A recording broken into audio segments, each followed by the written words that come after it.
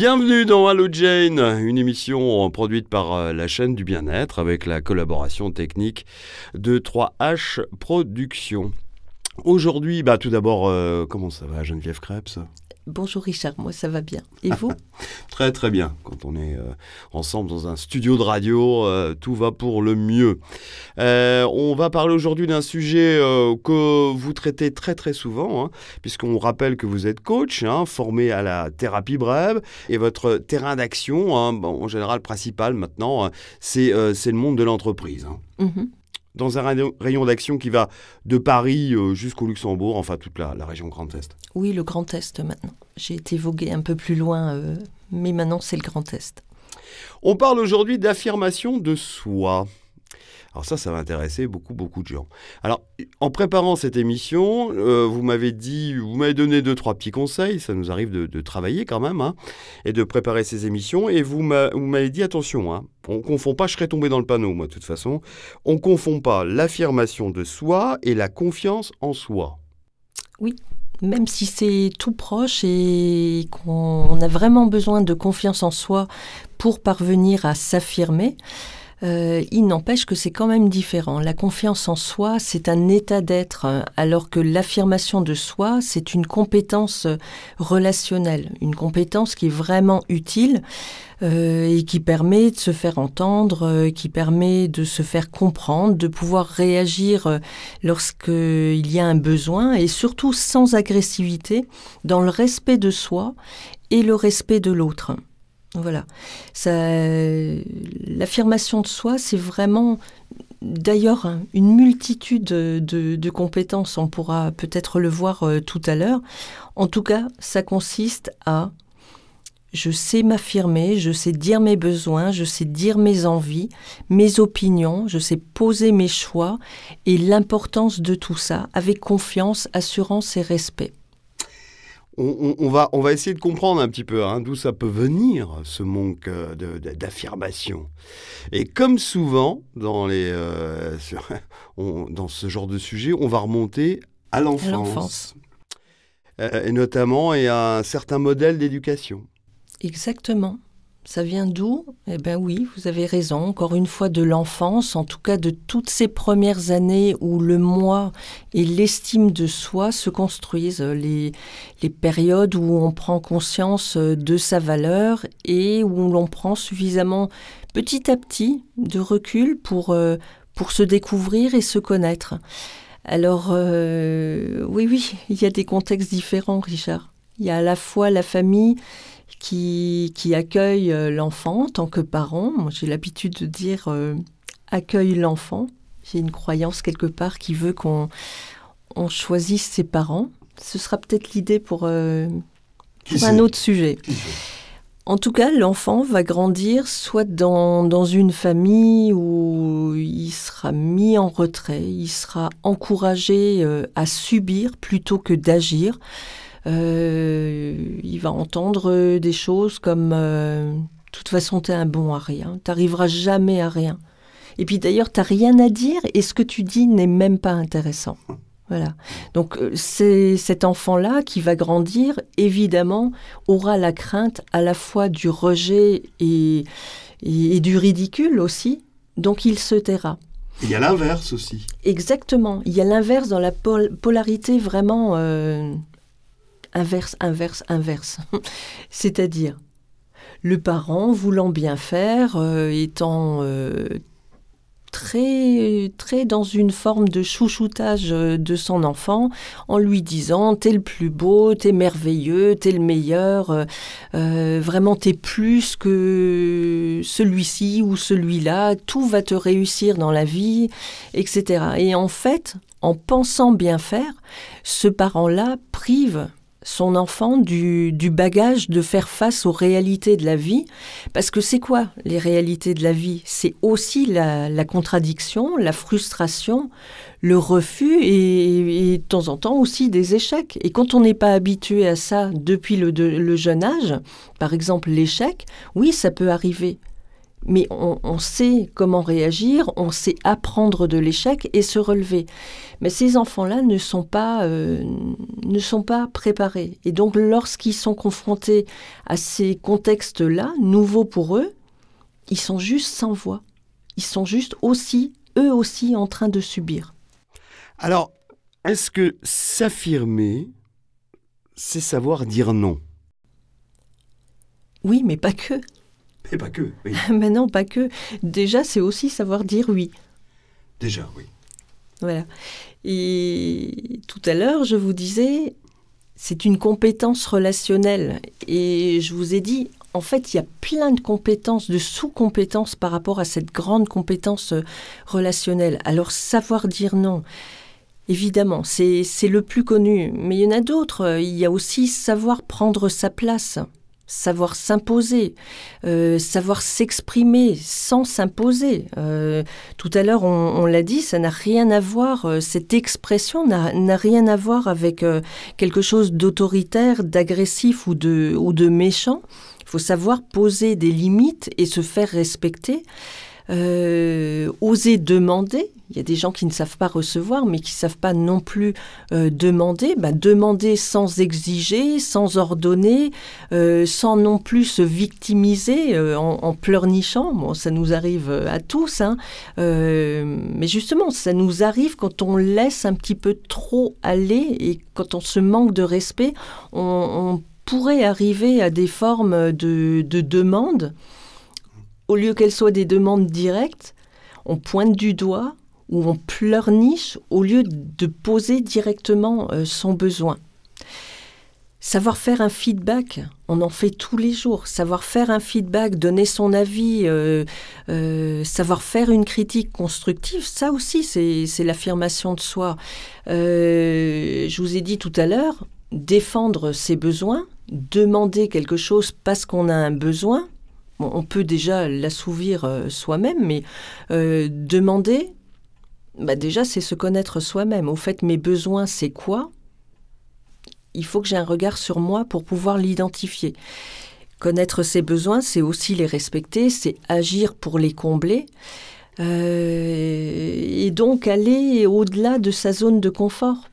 Quand on est dans sa zone de confort et qu'on connaît les personnes, on a, je dirais, assez de facilité à pouvoir s'exprimer, mais quand on sort de là et qu'on est face à quelqu'un qu'on ne connaît pas, tout l'enjeu est de pouvoir y arriver aussi. Alors, il y a ça fait beaucoup de compétences, hein, il y en a certainement d'autres. Oui, hein. Ah oui, Et il y en a d'autres. À notre époque où tout va vite, hein, à l'époque où tout va vite, où c'est la prime à l'excellence, quels sont justement les avantages à savoir s'affirmer, Geneviève? Oui. Tout va très vite, et même vite dans la réponse, parce que j'ai encore d'autres compétences à mettre en avant, et qui ne sont pas des moindres. Lorsqu'on arrive à s'affirmer et à vraiment vivre l'affirmation de soi, on arrive aussi à accepter sa part de responsabilité. On prend ses responsabilités et on identifie sa part de responsabilité dans ce qui se joue. On respecte davantage ses valeurs, son éthique, on arrive à agir en face par rapport à ça. On pose des choix et on arrive à les assumer, ce qui est énorme. Donc vous voyez que c'est pas seulement savoir dire non ou savoir dire oui. Évidemment que lorsqu'on met tout ça dans un contexte de le monde va vite, tout va très très vite et il faudrait savoir jouer avec tout ça de la façon la plus naturelle et rapide qui soit, oui, que ça a un avantage de savoir le faire. Donc, ça donne envie de développer tout ça. Et comment on développe l'affirmation de soi? Parce qu'il y a des gens qui nous écoutent en ce moment qui disent « Ah, très bien, mais là maintenant, au boulot, quoi. » Mais oui, comment on fait? Il y a déjà une bonne nouvelle.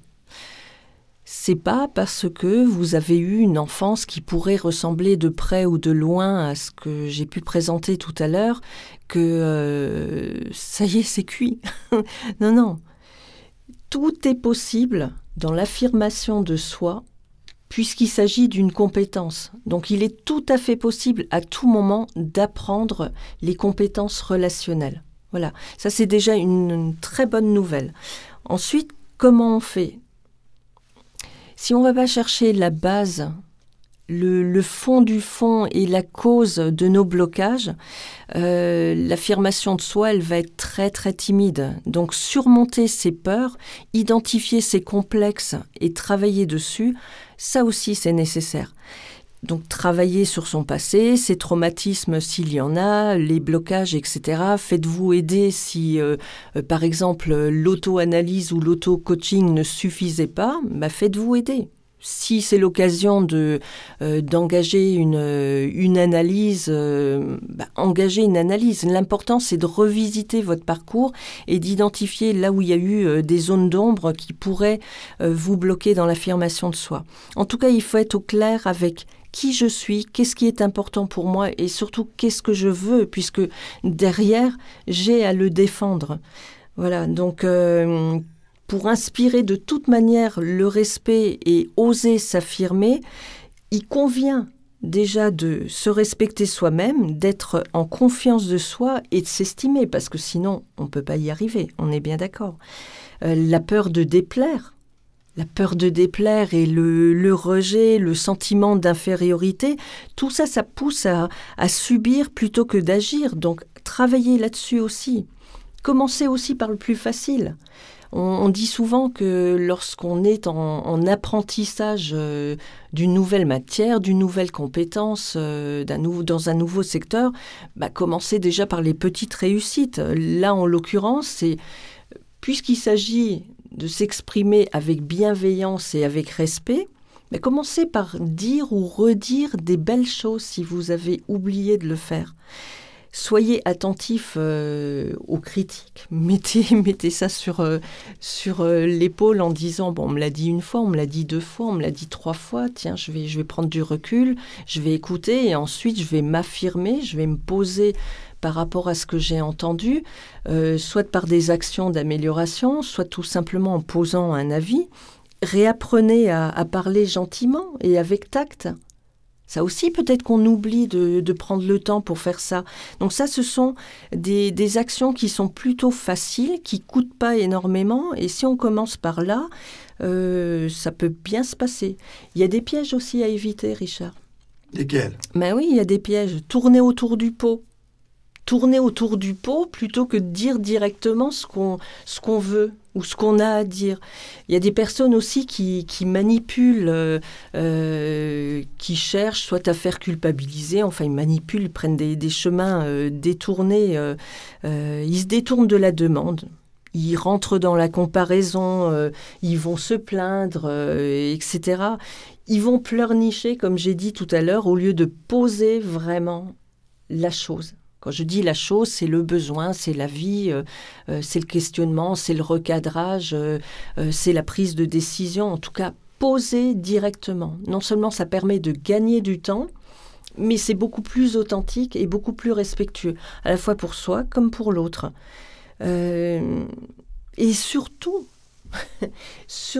quelque chose qui me vient en tête et que je vois, mais souvent en consultation, les personnes ont tendance, les personnes qui manquent d'affirmation de soi, elles ont tendance à aller vers l'autre avec une demande d'autorisation lorsqu'elles ont envie, besoin, lorsqu'elles décident, lorsqu'elles ont un projet. Elles vont vers l'autre en se disant « Oula, j'espère qu'il va être d'accord ».